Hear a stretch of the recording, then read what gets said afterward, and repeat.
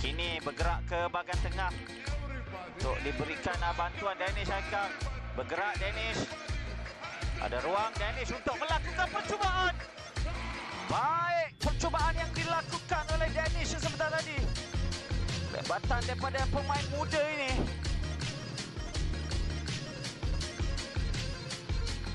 Kita saksikan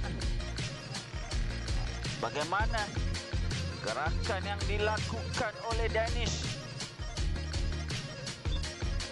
Berikan kepada Danish. Terus beliau mendapatkan ruang yang lebih selesa bagi melakukan percubaan jauh. Ini satu knuckle shot. Memberikan ada ruang untuk melakukan percubaan. Kelihatan bergelut di dalam kotak penalti pasukan King FC. Daya untuk dipintas. Dan kini sekali lagi percubaan.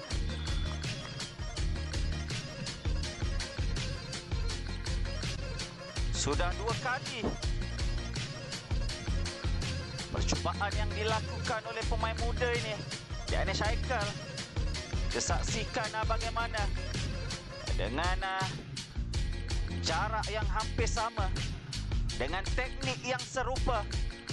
Dan kita saksikan bagaimana rembatan dengan teknik yang memberikan jaringan gol yang ketiga